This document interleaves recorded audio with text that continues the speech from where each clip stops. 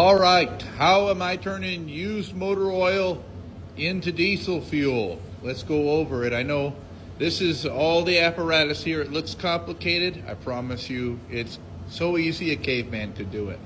Let's check it out, shall we? So up top we have our water separation barrel. So how does this work? Well, the oil gets mixed with either gasoline or diesel fuel depending on what the situation calls for. Usually it's about 10% gasoline to 90% diesel, and that really runs good in the truck. So after 55-gallon drums of oil are mixed with 10% gasoline, they get pumped up through that hose up into our water separator.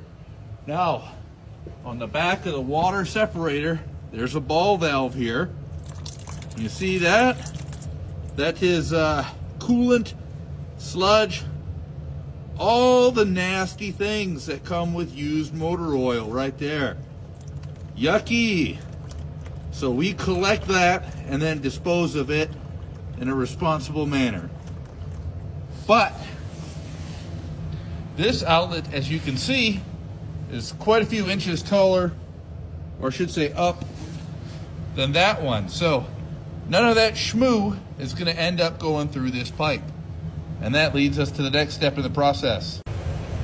After we fill that tank up, I can open that ball valve and I hang one of these sock filters from it. This one here is spent, but these are 1/2 micron sock filters, and it just hangs on there and drips through there with gravity.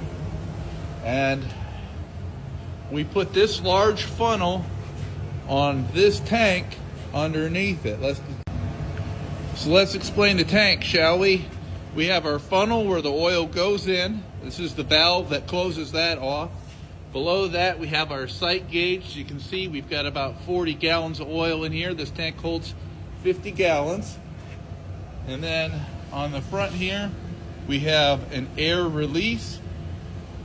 And then we have our Schrader valve where we put air pressure in. Here's our air pressure gauge, our final filter, and then our fuel nozzle gets fed from the hose here. So what I do is I apply air pressure.